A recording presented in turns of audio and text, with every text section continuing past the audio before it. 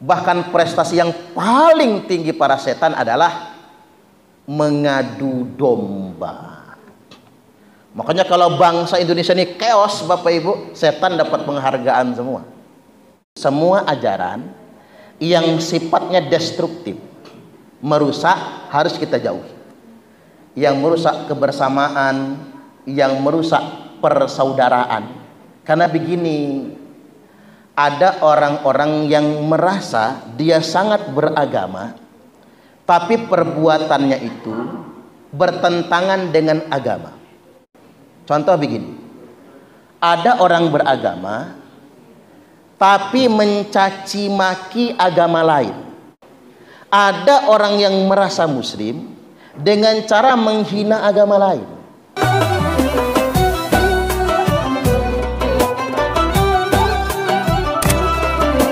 Yang terhormat Kepala BPKP Ibu Vivi yang cantik, masa ganteng ya Mbak ya. Saya bilang cantik biar diundang terus Bu.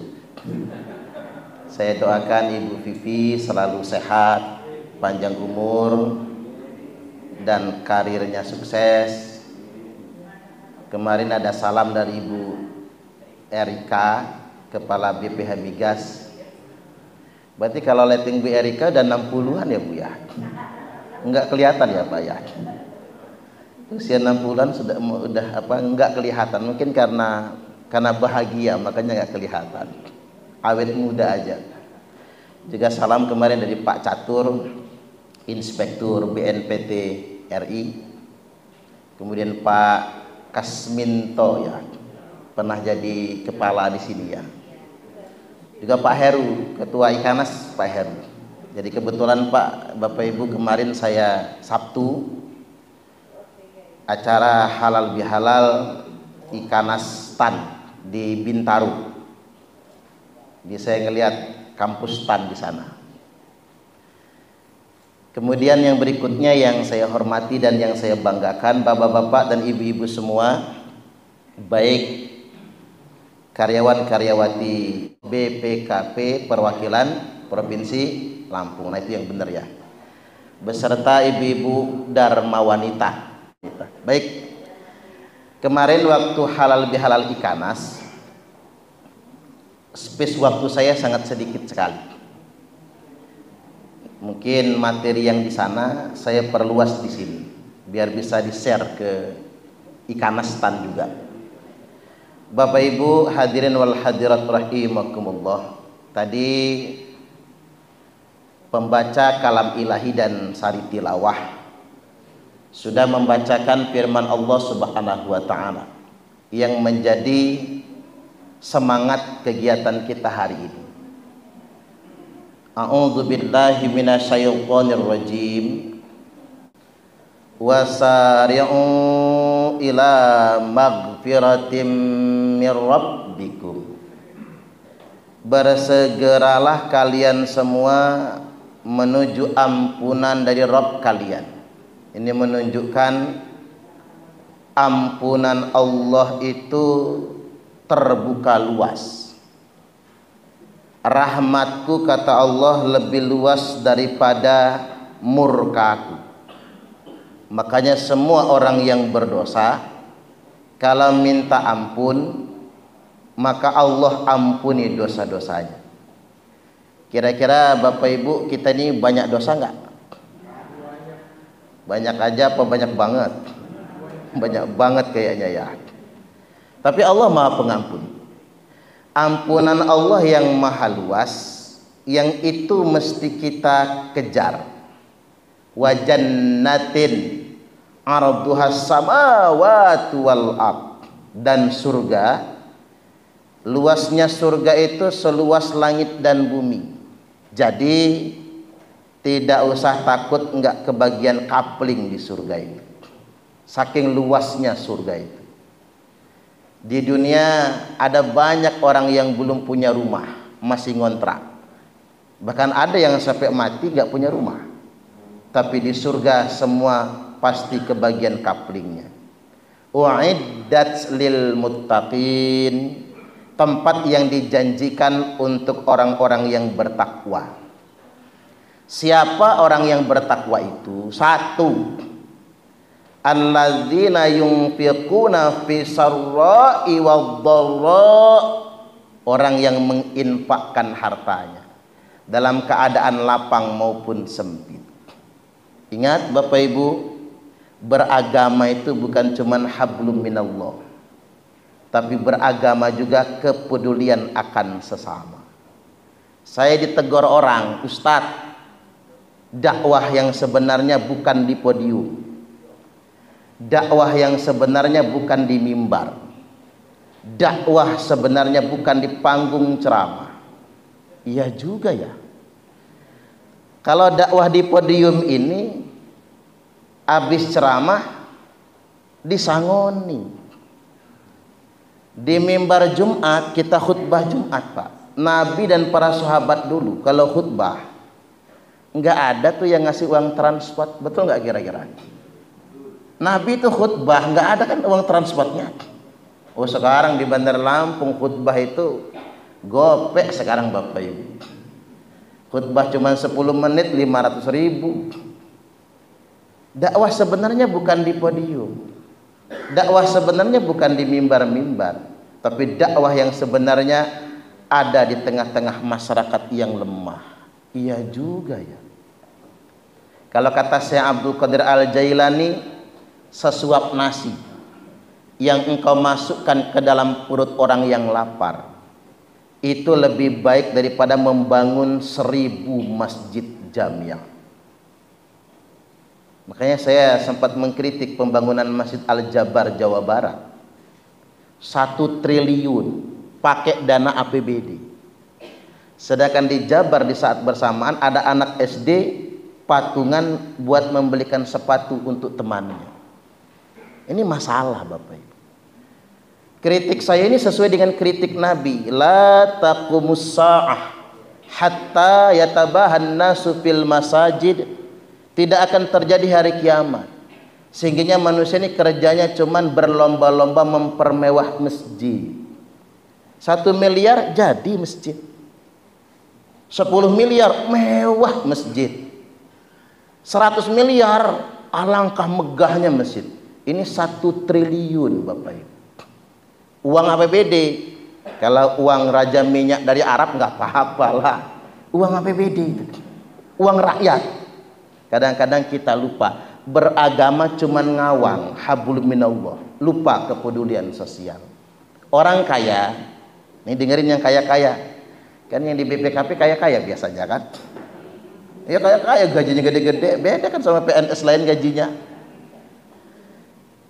Orang kaya bolak-balik umroh dengan alasan rindu rumah Allah, padahal Allah lebih rindu dengan orang kaya yang berbagi dengan fakir miskin.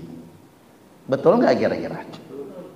Islam nggak boleh kehilangan kesejatiannya. Hablum minallah itu harus sejalan dengan hablum minannas. Bagaimana hidup kita di tengah-tengah masyarakat, pembelaan kita kepada orang-orang yang lemah. Makanya orang yang bertakwa sedia menginfakkan hartanya, baik dalam keadaan lapang maupun dalam keadaan sempit. Kemudian yang berikutnya yang kedua, wal kaziminal ghaiz, yang mampu mengendalikan amarahnya. Makanya begini Bapak Ibu, kalau orang beragama lalu marah-marah, dia bertentangan dengan sejatinya agama itu sendiri. Beragama tapi arogan, beragama tapi memaki, beragama tapi menakut-nakuti, ngancem-ngancem. Dia menggunakan jubah agama tapi sikap perilakunya bertentangan dengan agama itu sendiri.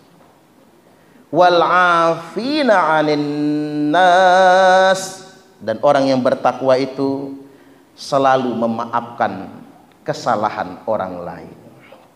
Nah, inilah halal bihalal. Betul kata Bu Vivi tadi, halal bihalal ini tradisi khas Indonesia. Di Arab nggak ada halal bihalal, Pak. Di Arab malah nggak ada juga orang lebaran bikin kue nastar. Percaya nggak? Nggak ada yang bikin rendang, nggak ada. Nggak ada juga yang bikin lapis legit, nggak ada. Apalagi rengginang, nggak ada di sana. Nggak ada kayak kita itu bikin kue, kunjungan ke rumah-rumah. Itulah indahnya adat. Makanya adat itu bagian dari syariat. Banyak orang gagal paham beragama, dianggapnya adat itu bertentangan dengan agama. Islam tidak pernah menolak adat. Halal bihalal ini adat bagus, mengandung maslahatul mursalah. Mudik itu khas Indonesia. Di Arab mana ada mudik? Kan nggak ada. Mudik itu Indonesia. Tahun ini kalau tidak salah itu 100 juta lebih orang yang mudik. Luar biasa. Ini Indonesia. Tapi mudik itu kan jadi sunnah. Kalau buat apa silaturahim, nengok orang tua. Bahkan orang yang mati dalam perjalanan mudik bisa mati syahid. Karena mati dalam perjalanan mengunjungi keluarga, menziarahi orang tua. Karena menziarahi orang tua itu wajib hukumnya. Mengunjungi orang tua itu wajib. Mudik itu tradisi. Halal bihalal itu tradisi. Makanya Indonesia ini bangsa dengan kekayaan tradisi. Kalau di Arab, kalau orang mati, Bapak Ibu, mati nih, taruh di rumah duka. Orang datang ngelayat, berdiri sebentar, pulang. Sepi, nggak enak. Indonesia mah enggak. Ada orang mati, duduk lama. Kita takziahan, kita mendoakan, menghibur keluarga yang ditinggalkan, kita membaca Al-Quran. Khas Indonesia, tapi itu sungguh luar biasa. Karena kita bangsa berbudaya. Orang ini suatu hebat lagi, dermawan semua. Apa-apa among-among. Begitu ketahuan hamil, among-among. Hamil 4 bulan, among-among. 7 bulan, among-among. Melahirkan, among-among. Ngasih nama, among-among. Anak tumbuh gigi, among-among. Anak jejak bumi, among-among. Anak disunat, among-among. Anak wedok datang bulan, among-among. Sampai nikah pakai among-among, mati aja among-among. Orang Indonesia itu memang dermawan, Pak. Enggak kayak among-amongnya itu nasi urap, tempe tahu bacem, ditambah lagi telur separuh sebelah. Subhanallah. Bukan bulat satu, dibelah. Tapi sedekahnya yang luar biasa. Karena kata Nabi, ciri ahli surga itu at'imut ta'am, rajin membagikan makanan. Makanya surga nanti penuh sama orang Indonesia. Karena saking rajinnya among-among sama besekan. Ya makanan semua itu. Baik Bapak Ibu, halal bihalal ini istilahnya secara terminologi ini digagas oleh Kiai Haji Abdul Wahab Hasbullah. Tensi politik yang sangat tinggi di Indonesia, di tengah Indonesia sedang mencari bentuknya. Maka Presiden Soekarno mendatangi Kiai Haji Abdul Wahab Hasbullah untuk minta pendapat tentang ide dan upaya rekonsiliasi nasional. Bagaimana kita melakukan giat rekonsiliasi. Kalau bahasanya rekonsiliasi mungkin terlalu tinggi bahasanya. Dicarikanlah bahasa yang agak agamis. Maka disebut istilahnya halalun bihalalin, halal bihalal. Saling menghalalkan unek-unek, saling menghalalkan dendam dan permusuhan, saling menghalalkan beban yang ada di hati. Maka disebut halal bihalal atau saling memaafkan. Halal bihalal ini Bapak Ibu sangat dibenci oleh iblis dan setan. Karena ini perbuatan yang paling nggak disukai. Jadi iblis itu menerima laporan setan-setan secara periodik. Cuma saya nggak tahu periodiknya berapa, apa sebulan sekali gitu ya. Laporan periodik pokoknya. Setan ngelapor, berjejer, satu-satu dievaluasi. Kata setan-setan ini, fa'altu kada wa kada. Saya mengerjakan ini. Apa jawab iblis? Ma sona'ta syai'an. Ngapain aja kamu? Jadi setan banyak ngelapor, salah semua, nggak ada benernya, nggak ada yang diapresiasi, nggak ada yang dikasih reward, tidak ada yang dipuji, semua dimentahkan oleh iblis. Ma sona'ta syai'an. Ngapain aja kamu? Nah, sampai ada setan ngelapor, hatta faraqtu bainahu wa baina imra'atihi.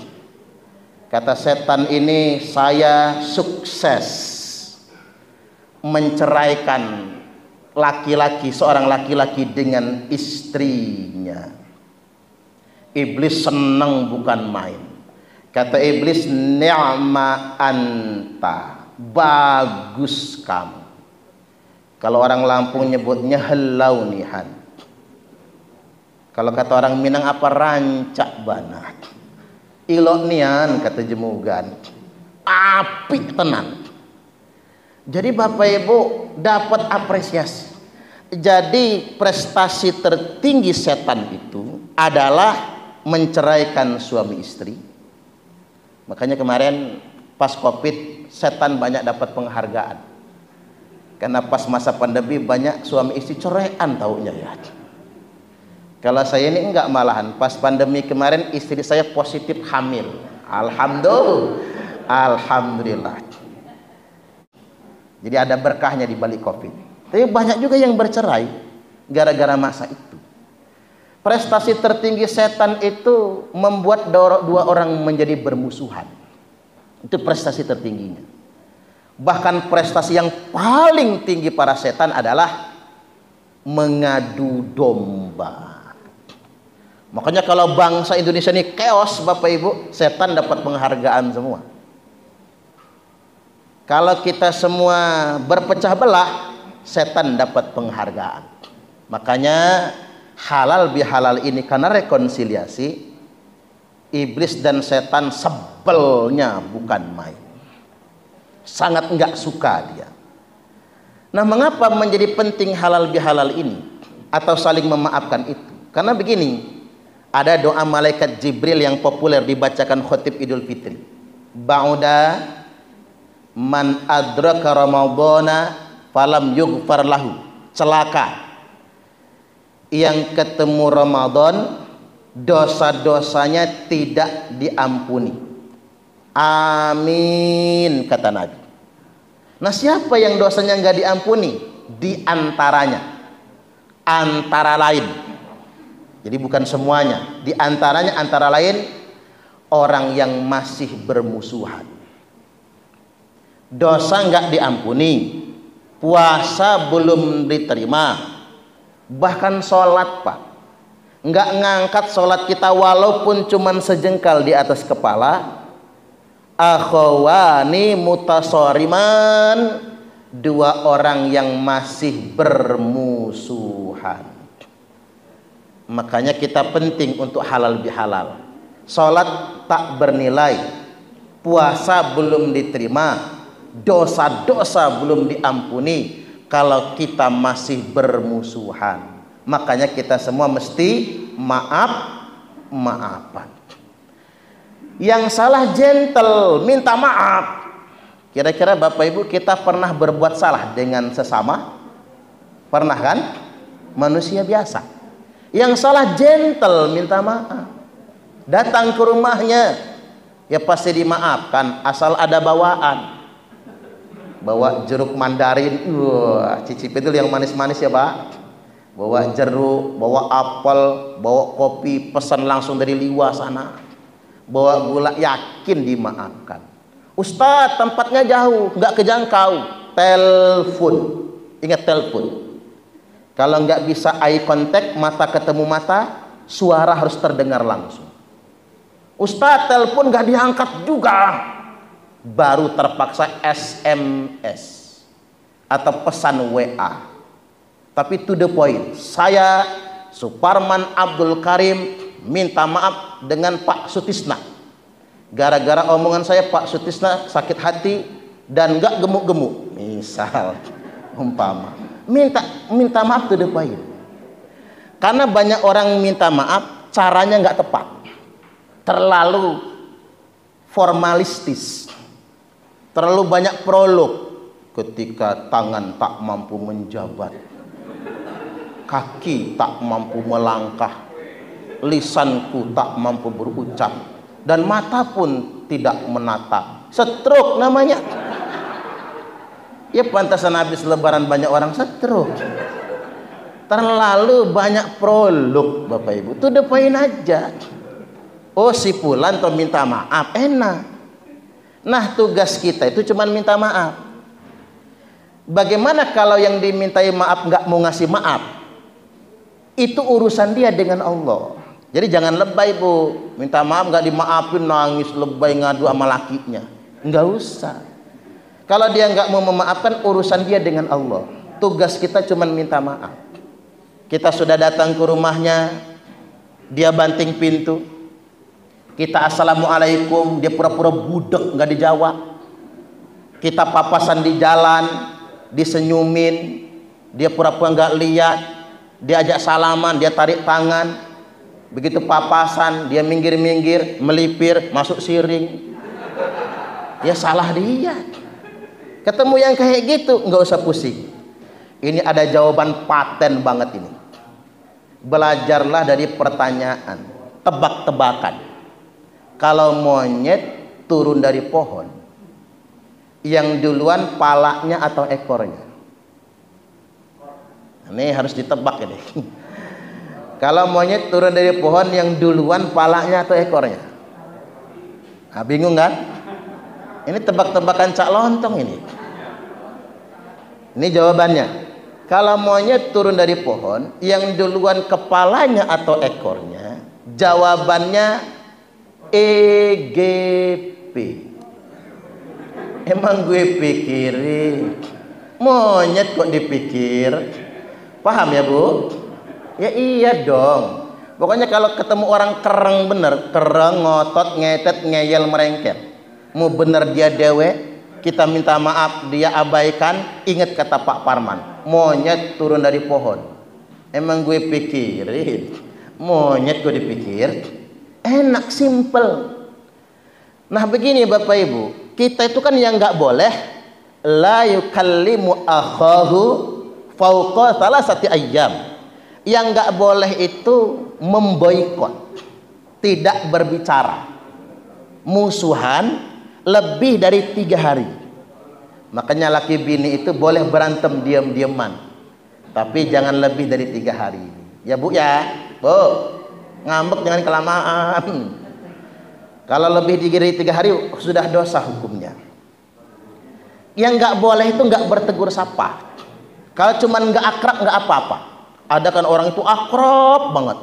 Saya ngeliat ibu-ibu itu akrab banget. Kemana-mana bareng, kondangan pesta bareng, ke pasar bareng, arisan bareng, pengajian bareng, bajunya aja sama, pink-pink semua, merah-merah semua, ijo-ijo semua, make upnya tukeran. Suaminya, oh jangan ya, suami aja hampir ketuker Pak, saking akrabnya. Tiba-tiba suatu hari selek, entah apa sebabnya kok selek gitu, enggak akrab lagi, enggak apa-apa. Yang penting jangan musuhan. Ya mungkin karena enggak seakrab dulu, papasan di jalan. Dari mana? Belakang. Mau kemana? Depan. Enggak apa-apa, kan enggak musuhan, masih tegur sapa. Nah diancam oleh Nabi, la yadkhulul jannata qati', tidak masuk surga orang yang memutuskan persaudaraan. Qati' di sini Bapak Ibu adalah pemutus. Korelasinya kepada hadis Nabi, la yadkhulul jannata namam, tak masuk surga orang yang mengadu domba. Makanya semua ajaran yang bersifat destruktif harus kita jauhi. Saya ingatkan sekali lagi Bapak Ibu, semua ajaran yang sifatnya destruktif, merusak, harus kita jauhi. Yang merusak kebersamaan, yang merusak persaudaraan. Karena begini, ada orang-orang yang merasa dia sangat beragama, tapi perbuatannya itu bertentangan dengan agama. Kita ini menjaga persaudaraan itu wajib, bukan hanya kepada sesama kita, tetapi kepada semua umat manusia. Nah, apa yang saya maksud dengan orang yang merasa sangat beragama tapi salah? Contoh begini, ada orang beragama tapi mencaci maki agama lain. Nah, didengarin, karena ini banyak mayoritas muslim ya Pak. Kita ini muslim mayoritas di Indonesia. Populasi muslim terbanyak sedunia internasional. Ada orang yang merasa muslim dengan cara menghina agama lain. Padahal di Al-Quran dikatakan, wala tasubbul ladzina yad'una min dunillah. Enggak boleh, jangan sekali-kali menghina agama lain. Jangan sekali-kali menghina Tuhan-Tuhan agama lain. Tapi bayangkan Bapak Ibu, kalau ada orang yang berislam lalu memaki agama lain. Makanya saya agak males ngundang mu'alaf jadi penceramah. Karena dia bukannya ceramah tentang iman dia, malah menjelek-jelekkan agama yang dia tinggalkan. Itu tidak boleh dalam Islam. Tapi banyak yang menggemari yang begitu. Contoh lagi Bapak Ibu, ada beberapa kejadian di Lampung ini. Rumah ibadah umat Kristen ditolak izinnya, ditolak oleh warga sekitar. Begitu saya amati mereka, mereka tuh merasa Islami, seakan-akan ini jihad Ustadz. Jihad, saya jadi senyum sendiri Bapak Ibu. Enggak ada satupun loh dalam Islam itu mengajarkan kalau orang agama lain mendirikan rumah ibadah kita larang, kan enggak ada. Coba kita ingat akhlak Nabi. Akhlak Nabi begini, umat Kristen Bani Najran 60 orang, ada uskupnya, pendeta-pendetanya, mengunjungi Nabi ke Madinah, lalu minta izin mengadakan kebaktian di Masjid Nabawi. Diperbolehkan oleh Nabi kebaktian di Masjid Nabawi, diperbolehkan. Sahabat yang agak keras itu sempat menolak. Apa kata Nabi? Da'uhum, biarkan mereka, jangan kalian halangi. Nah, ini Bapak Ibu ilmu buat kita. Nabi memperkenankan Masjid Nabawi untuk tempat kebaktian umat Kristen Bani Najran. Ini luar biasa. Nah, itulah rahmatan lil alamin. Makanya saya bingung Bapak Ibu, kalau ada orang yang merasa Islam lalu menunjukkan anti dan kebencian kepada agama lain, dia belajar Islam dari mana? Quran hadis tidak menunjukkan itu semua. Nah, ini penting pelajaran buat kita semua. Atau begini, di Labuan Dalam. Di Labuan Dalam itu Pak, kalau kita Idul Fitri, Idul Adha, itu sholat id di lapangan. Umat Islam nggak perlu takut meninggalkan rumah, takut kemalingan, karena yang mengamankan gang-gang rumah-rumah pecalang-pecalang Bali. Nah, itu keren. Saya khutbah di sana, heran, yang markirin motor mobil itu pecalang semua, pakai seragam pecalang. Balasannya ketika umat Hindu sedang nyepi, walaupun hari Minggu, hari raya nyepinya, umat Islam di situ yang tadinya sudah menjadwalkan pesta, batal pernikahan, menghormati umat Hindu yang sedang hari raya nyepi. Nah, ini keren Bapak Ibu. Jadi ini namanya lakum dinukum waliyadin, sebetulnya kebebasan beragama, saling menghormati. Makanya saya berpikir pemahaman agama yang destruktif itu bertentangan dengan ajaran Islam. Termasuk begini, ada penceramah yang mengatakan membayar pajak itu haram. Sayangnya Bapak Ibu, yang ngikutin penceramah ini pegawai bea cukai. Kata saya, Pak, Bapak berhenti aja dari bea cukai kalau Bapak ikut penceramah ini. Orang setan Kalau ngikut penceramah yang mengatakan bayar pajak haram, ngapain dia kuliahnya di STAN? Uang dari STAN itu ada yang ke bea cukai, ada yang ke perpajakan dan lain sebagainya. Dia ngutip hadis. Itulah orang Indonesia ini Bapak Ibu banyak nggak mondok. Jadi kalau orang pakai ayat Quran hadis dipikir itu benar. Dia ngutip hadisnya apa? Anna sahibal maksi finnar. Sesungguhnya pemungut pajak masuk neraka semua. Nah, yang diperpajakan masuk neraka. Bu Vivi pernah diperpajakan? Yang di bea cukai masuk neraka. Iya kan? Dispenda masuk neraka. Sampai ketua RT, ada yang jadi ketua RT nggak Pak? Ketua RT masuk neraka, tukang nagihin PBB soalnya. Ini kan bahaya ini. Padahal Bapak Ibu, al-maksu atau mukus di situ bukan pajak arti sebenarnya, tapi pungutan liar. Kebiasaan di pasar-pasar Arab jahiliyah, kalau pedagang ingin aman nyetor ke preman. Ya masih ada sampai sekarang Pak. Termasuk supir truk kalau mau aman ngemil. Termasuk urusan administrasi, bikin KTP biar cepat jadi ngasih. Saya ini termasuk korbannya Bapak Ibu. Jadi saya bikin KTP dulu, udah lama ya, nggak jadi-jadi. Karena kebutuhan harinya dibikin pakai suket aja. Tak kira suket itu rumput ya. Surat keterangan. Suket kan cuma berlaku sekian bulan kan. Habis bikin suket lagi, habis bikin suket lagi. Saya pening akhirnya. Gimana caranya biar nggak bikin suket lagi? Ustadz datang ke sana, kasih duit cepet, langsung jadi KTP-nya. Bener Bapak Ibu. Kasih duit cepet, langsung Pak siap, KTP-nya sudah selesai. Berarti sudah dari kemarin nih KTP ya. Nah ini yang disebut dengan pungli.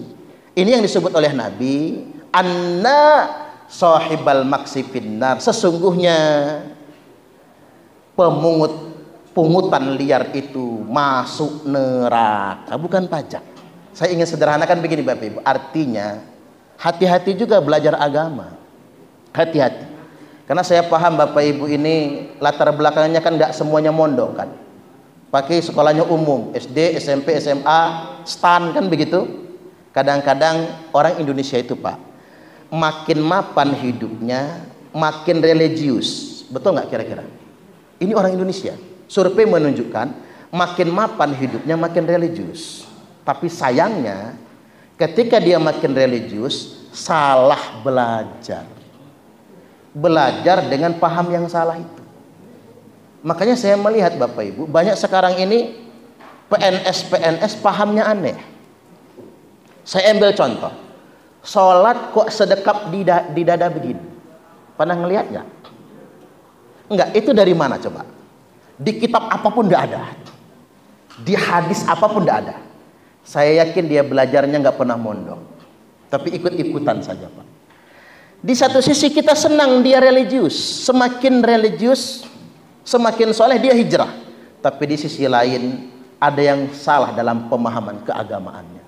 Penting Bapak Ibu kita menunjukkan Islam yang sesungguhnya. Innallaha jamilun yuhibbul jamal. Sesungguhnya Allah itu indah dan Allah suka dengan yang indah-indah. Baik, tinggalkan yang itu dulu. Terlalu serius ngajinya kalau itu terus. Saya balik lagi. Kalau bicara tentang minta maaf, kepada siapa kita mesti duluan minta maaf? Nah ini harus dijawab ini. Buat bapak-bapak yang nomor satu harus kita mintain maaf adalah orang yang terdekat, yakni istri sendiri. Karena perempuan paling mungkin dan paling banyak disakiti oleh suaminya. Ingat, laki-laki, wanita diciptakan bukan untuk disakiti, tapi wanita diciptakan untuk dicintai. Jangan sekali-kali membuat wanita menangis, karena malaikat akan mencatat setiap air matanya yang jatuh. Iya juga ya. Nabi bikin ukuran. Orang baik itu kata Nabi, lihatlah bagaimana dia memperlakukan istrinya. Oke, kita baca dulu hadisnya. Akmalul mu'minina imanan ahsanuhum khuluqa. Orang mukmin yang paling sempurna imannya adalah yang paling baik akhlaknya. Ingat, kemuliaan seseorang tidak diukur dari nasab. Kemuliaan seseorang tidak diukur oleh pangkat dan kedudukan, tapi kemuliaan seseorang diukur dari akhlaknya. Kalau pengen lihat orang yang mukmin banget, Islam banget, baik banget, lihatlah akhlaknya. Itu kata Nabi. Wa khyarukum linisaihim khuluqa. Dan kelanjutannya, yang terpilih di antara itu semua adalah yang paling baik akhlaknya dengan istrinya. Bapak-bapak ini sayang gak sih sama istri? Sayang dong. Kalau nyontoh Nabi itu manggil istri jangan nama ya Pak, panggil julukan kesayangan. Kalau sekarang apa? Beb ya, beb misalnya. Atau apa, ayang gitu ya. Kayak cara-cara anak muda sekarang lah, ayang. Saya heran kok panggilan kesayangan itu pas lagi pacaran saja ya. Begitu sudah nikah, sudah hilang panggilan kesayangan. Nabi itu kalau manggil istrinya, Aisyah diantaranya, ya Humaira. Humaira itu putih kemerahan, pink bahasa kitanya. Ibu-ibu pernah dipanggil kemerah-merahan? Boro-boro.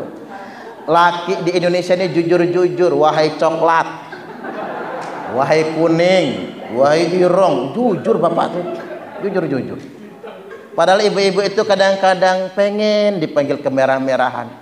Ada saat tertentu dandanan serba pink, baju pink, androk pink, kerudungnya pink, daleman pink, kok tahu ya?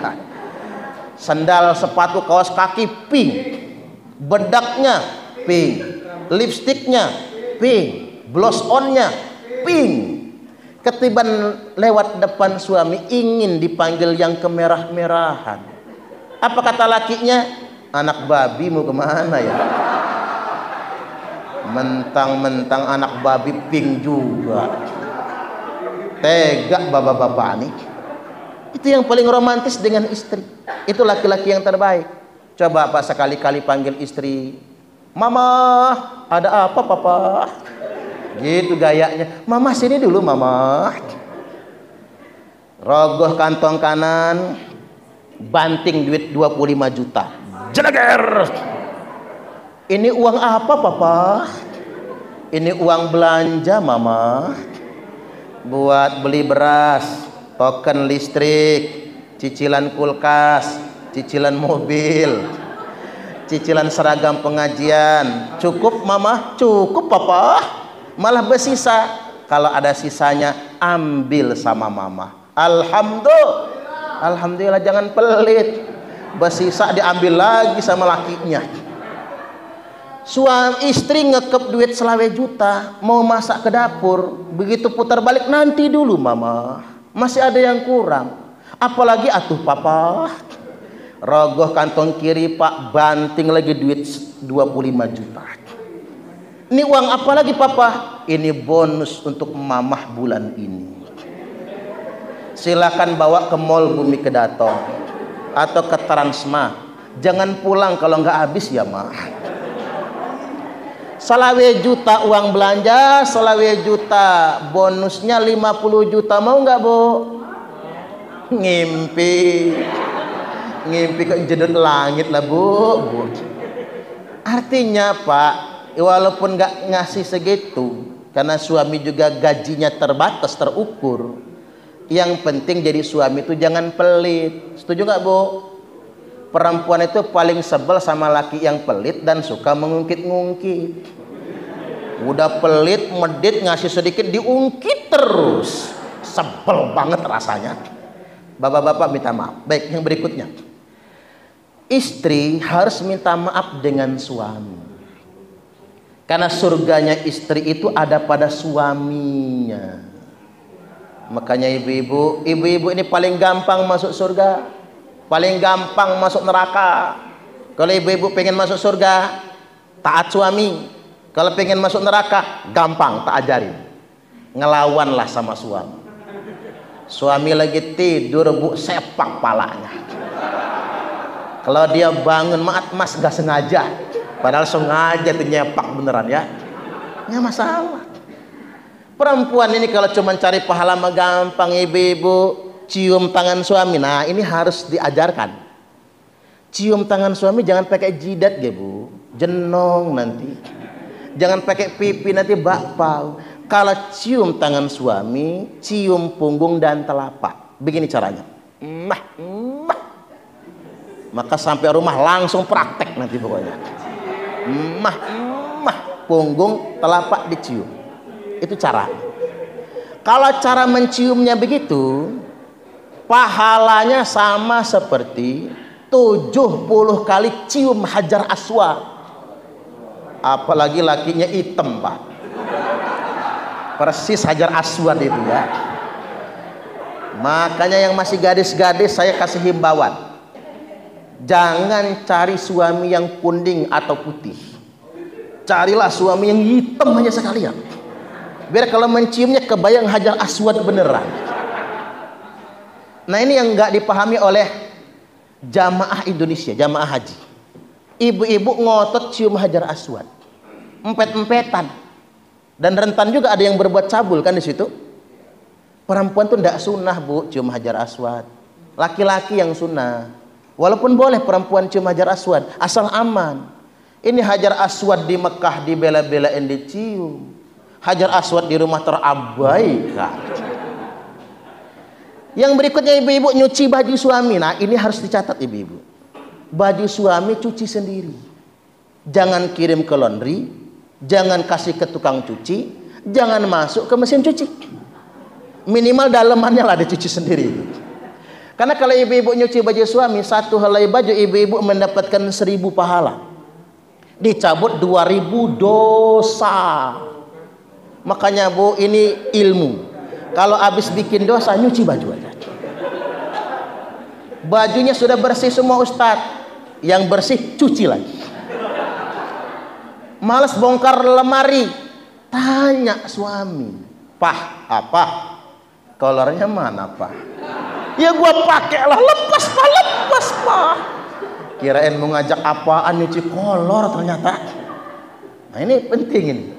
Istri itu paling gampang cari pahala. Mudah-mudahan ibu-ibu masuk surga semua. Amin. Kemudian yang berikutnya yang ketiga, dikit lagi Pak. Yang paling pantas kita mintai maaf adalah orang tua kita sendiri. Saya memang memaklumi Pak, pegawai BPKP sekitar 50% kan sekian tahun pindah. Apalagi kayak Bu Vivi ya. Bu Vivi ini baru di rumah setelah pensiun. Kasihan juga ya Bu ya. Luar biasa nih resiko tugas kan. Mau orang pajak, orang biaya cukai semua. 2 tahun pindah, 2 tahun pindah, 2 tahun pindah gitu. Ini resiko pekerjaan Bapak Ibu. Kadang-kadang karena tugas kita jarang bertemu dengan orang tua. Tapi efektifkan waktu sebaik mungkin untuk berbakti kepada orang tua. Kalau kata orang bijak begini, perlakukan orang tuamu seperti raja, maka rezekimu pun akan seperti rezeki para raja. Tapi awas, kalau engkau memperlakukan orang tuamu seperti pembantu, maka rezekimu pun akan seperti rezeki pembantu. Capek nyarinya, tapi tidak pernah cukup selama-lamanya. Kalau orang tua kaya, anak bisa kaya raja. Betul nggak kira-kira? Makanya banyak orang kaya, Pak, anaknya laku raja. Itu kemarin yang ngegebukin David, kan begitu ya. Anak laku kaya raja. Itu yang di Sumatera Utara, anak perwira ngegebukin anak orang. Karena bapaknya punya pangkat dan kaya. Anak lagunya kayak raja. Kasih babysitter, ada supir yang nganter. Sekolah dibimbelin, diprivatin sebagainya. Ngaji aja privat Pak orang kaya itu. Kadang-kadang anak murid ngaji itu nganggap guru ngaji ini babu bapaknya loh kadang-kadang. Karena privat. Itulah resiko privat. Guru ngaji dianggap babu bapaknya gitu. Kadang sedemikian rupa Bapak Ibu, laku kayak raja. Tapi kalau dibalik, orang tua miskin, anaknya yang kaya. Orang tua kayak pembantu. Pak, daripada bayar tukang kebun, Bapak aja yang bersihin pekarangan ya.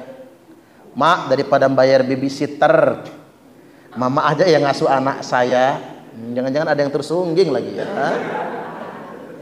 Wa antalidal amat rabbataha.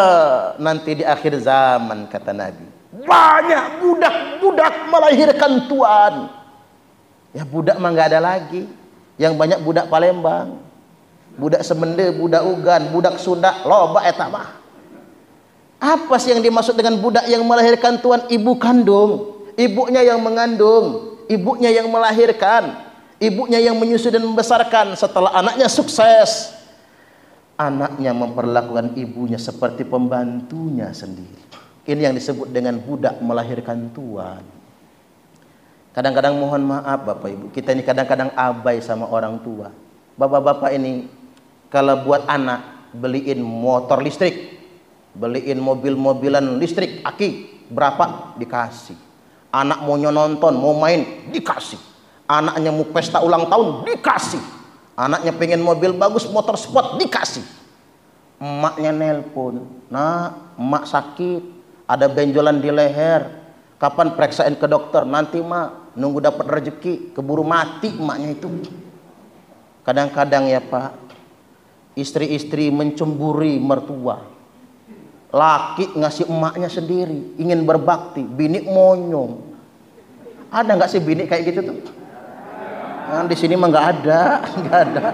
Di sono jauh, monyong. Begitu suami pulang ke rumah, apa kata bini? Kelon sama emak lu sono. Nggak usah kelon sama gua. Mencemburi orang tua suami, luar biasa. Coba Pak, kalau ini pengalaman saya kalau ngasih orang tua, saya kasih 500.000, apa kata ibu saya? Banyak nian, kebanyakan. Saya kasih 1 juta, banyak nian nak. Saya kasih 5 juta, gemeter dia. Banyak nian nak, dipulangin. Alangkah banyaknya bagi dia. Coba kalau ngasih bini Pak, ngasih 500.000 monyong, 5 juta monyong, 20 juta monyong, kurang aja. Nah itulah bedanya. Makanya nggak ada yang bisa mengalahkan ketulusan seorang ibu, nggak ada, nggak ada. Makanya kata ibu saya, teman ibu saya ini nggak bisa bahasa Indonesia, pinternya bahasa Inggris malahan. Kata ibu saya, ame anak lemah, umak dek dena minta. Ame anak sare, umak nangis yang malam. Ini bahasa Inggris Kingston. King itu raja, stone itu batu, batu raja Pak. Kan ibu saya orang Ogan, bapak saya orang Waikanan, Lampung dan Komering. Jadi begini Bapak Ibu, saya terjemahkan bahasa Inggris ini ya. Ame anak lemah, umak dek dena minta. Kalau anaknya senang, anaknya kaya, ibu nggak pengen minta, betul nggak? Tapi kalau dikasih ya mau. Tapi jangan ditawarin, anaknya ini kadang goblok juga. Udah alumni STAN, bertugasnya di BPKP lagi. Udah jelas gajinya, tunjangannya gede, telepon ke kampung. Mak, kan orang STAN itu kan orang miskin rata-rata tadinya kan. Iya kan ya? Iya kan? 99% masuk STAN itu orang miskin tapi pinter gitu maksud saya. Telepon ke kampung kan, mak masih punya duit? Masih nak. Cukup nggak mak? Cukup. Nggak, mama ngomong aja, perlu dikirim lagi? Nggak usah nak. Ini gobloknya na'udzubillah ini. Kalau mengasih emak itu jangan nanya ge, kirim aja. Emak itu pasti bohong. Coba kalau waktu kita masih kecil sakit, demam panas dikompres emak, kita nanya, mak nggak tidur? Mak belum ngantuk, nah sambil pelekak-pelekuk itu. Wayahnya susah Pak, tinggal ngontrak, makan enak jarang, dapat besek dari tetangga isi rendang Padang. Jadi disuapin semua ke anak kan. Anaknya nanya, mama nggak makan rendang? Nggak nak, mama nggak suka rendang. Padahal lekek nelan ludah itu. Itulah emak. Paling pintar bohong sama anak. Pokoknya ibu-ibu awas, jangan mencemburi suami ya. Kalau ngasih orang tua jangan nanya, kasih aja. Sebaliknya kata ibu saya, ame anak sare, umak nangis siang malam. Kalau anaknya susah, siang malam ibu menangis. Nggak ada yang mau bisa mengalahkan ketulusan orang tua. Nggak ada Bapak Ibu. Maaf, bapak-bapak ini dulu waktu masih belum dapat, berani berlutut depan calon istri. Sampai-sampai mengatakan apa? Aku tidak bisa hidup tanpa kamu. Kalau kamu menolak cintaku, di Bandar Lampung banyak flyover. Ngapain? Mau nyungsap gitu. The fly to the sky kata dia. Itu belum dapat. Jajal kalau sudah kawin setahun 2 tahun. Biniknya masuk angin, pah kerokin, kena marah yakin. Kena marah biniknya. Sehari orang lain saja saya capek, kata lakinya. Enggak ada lagi, aku tak bisa hidup tanpa kamu itu. Ibu-ibu mati, kawin lagi dia, percaya sama saya. Begitupun kalau dibalik Pak, bapak-bapak sakit, stroke, asam urat, rematik, prostat, bocor kelep rembes, bocor. Tapi cerewet, bini telat bikin teh marah, bini telat ngambilin anduk marah, bini sambil ngaduk teh ngebatin di hati. Kapan matinya orang satu? Iya kan? Makanya nggak ada yang bisa mengalahkan ketulusan seorang ibu. Pokoknya sempatkanlah waktu Bapak Ibu. Sesibuk apapun kita, sempatkanlah waktu. Kalau nggak bisa reunian dengan teman, nggak apa-apa. Tapi kalau ke orang tua jangan. Sempatkanlah waktu yang berkualitas. Timingnya kita yang atur. Mau seminggu sekali, mau sebulan sekali, mau 3 bulan sekali, mau setengah tahun sekali. Kalau jauh betul mungkin setahun sekali. Orang tua juga maklum kok. Dia tidak akan pernah sakwa sangka kepada anaknya. Tapi ini cara kita berbakti kepada orang tua, dan itu sangat penting sekali. Baik Bapak Ibu, terakhir nggak usah banyak panjang ya. Saya ingin ingatkan kembali, mohon maaf saya minta space ini agak serius juga dikit aja. Dosa yang membuat kita semua terlaknat, disukai oleh setan, dan membuat amal ibadah kita jadi sia-sia. 1, memutuskan tali silaturahim. Tingkatan yang pertama ya. Yang kedua, menjadi provokator, tukang adu domba. Kita adalah bangsa besar, hargailah perbedaan. Kita hidup dalam bingkai Bhinneka Tunggal Ika. Jangan mau diprovokasi. Lagi nyebar di grup WhatsApp Bapak Ibu, orang berpenampilan Chinese, lalu dia mengatakan begini, umat Kristen di Indonesia sudah terlalu banyak mengalah. Umat Islam ngelunjak. Kalau umat Kristen melawan, habis orang Islam di Indonesia itu. Buktinya di Ambon dan di Poso, umat Islam habis dibantai orang Kristen. Waduh, itu provokator. Saya langsung cross check ke Mabes Polri Pak. Orang ini di Jerman. 1 langkah saja dia menjejakkan kaki di Indonesia, langsung ditangkap. Orang ini terhubung dengan agen intelijen asing yang dibuat untuk ngadu domba Indonesia. Kalau umat Islam yang sumbu pendek langsung bereaksi dan marah, itulah yang memang diinginkan. Ya kalau memang ini bereaksi Bapak Ibu, yang jadi korban siapa? 1, umat Kristen, karena dia mengatasnamakan Kristen kan. Yang kedua, karena dia berpenampilan Chinese, saudara-saudara kita yang Chinese gennya juga berbahaya. Termasuk istri saya. Istri saya itu Cina soalnya. Ya cantik berarti ya Bu ya. Bahaya dianya. Nah inilah adu domba Pak. Orang yang dibuat oleh kelompok asing untuk memanas-manasi kita. Padahal konflik Ambon bukan Islam versus Kristen. Bukan. Itu fitnah adu domba Bapak Ibu. Saya sudah meneliti itu semua. Memang sempat atas nama agama. Bahkan saya datang ke Poso Bapak Ibu kemana? Tidak. Tapi itulah adu domba. Termasuk Veronica Koman. Veronica Koman memang dibuat, dilindungi Australia untuk ngadu domba kita terkait isu Papua. Termasuk juga Saifuddin Ibrahim, tahu ya? Yang tadinya Islam, lalu masuk Kristen gitu, lalu jadi pendeta. Ini nih mantan guru di Al Zaitun. Al Zaitunnya aja udah nggak bener kan Pak? Kan begitu. Nah itu, dia sekarang di Amerika Serikat. Itu sekali aja, sehari aja, bukan sehari, satu langkah saja dia menjejakkan kaki Indonesia langsung ditangkap. Cuman memang mereka disimpan di luar negeri. Tujuannya apa? Ngadu domba kita bangsa Indonesia. Hati-hati, ini menjelang tahun politik Bapak Ibu. Hati-hati dengan adu domba. Kemudian yang berikutnya, dosa yang nomor 3, yang sudah lebih tinggi lagi apa? Banyak orang nggak paham ini Pak. Mendelegitimasi pemerintah yang sah.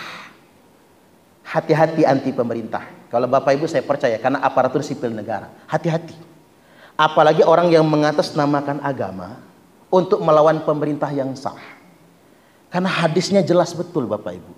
Man kharaja minas sultan, man kharaja minat ta'ah, wa faraqal jamaah, mata mitatan jahiliyah. Barang siapa yang menyatakan diri keluar dari ketaatan kepada pemerintah yang sah dan dia melawan negara, maka dia mati mata mitatan jahiliyah, matinya mati jahiliyah.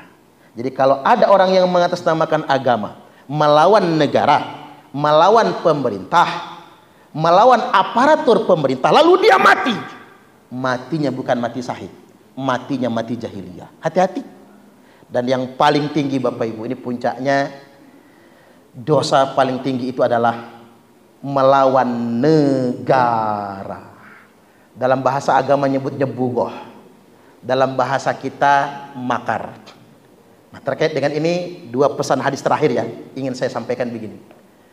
Idza ra'aitum ikhtilafan fa'alaikum bisawadil a'dham. Hadis pertama, kalau kalian semua melihat perbedaan yang begitu banyak, firqah-firqah yang sangat banyak di tengah-tengah umatku, kata Nabi, kalau kalian ingin selamat, kata Nabi, fa'alaikum bisawadil a'dham, ikutilah yang paling mayoritas. Jadi kalau ngaji ya Pak Bu, jangan ikut yang nyempal-nyempal, jangan ikut yang nyumput-nyumput. Yang mayoritas di Indonesia ini yang sudah terbukti ya, NU dan Muhammadiyah. Karena NU dan Muhammadiyah inilah yang mendirikan negara ini. Yakin setia kepada negara. Jangan ikut yang dikit-dikit Pak. Ini wasiat Nabi di akhir zaman. Nah hadis yang kedua, hanya ada satu firqah yang selamat. Nanti umatku akan berpecah belah, kata Nabi. Yahudi berpecah belah, Nasrani berpecah belah, Islam juga berpecah belah. Firqah-firqah banyak betul, sekte-sekte. Kalau Nasrani nyebutnya sekte ya, kalau Islam itu disebut firqah-firqah. Nanti kata Nabi, umatku akan berpecah belah, hanya ada satu firqah yang selamat. Firqatun najiyah. Apa itu? Wahiyal jamaah, yang setia kepada negaranya. Kayak gini aja Bapak Ibu. Kalau nggak mau pusing Pak, nggak mau NU, nggak mau Muhammadiyah, nggak mau LDII, nggak mau Jamaah Tabligh, nggak mau apa-apa, pilihannya satu, setia kepada negara. Karena yang paling selamat di akhir zaman itu, kata Nabi, adalah yang setia dengan negaranya. Baik, materi yang terakhir ini panjang kalau saya uraikan, tapi uraian ini sudah ada di channel YouTube saya. Jangan lupa channel YouTube saya Ustadz Suparman Abdul Karim. Jangan lupa di subscribe ya Pak ya. Ya Bu.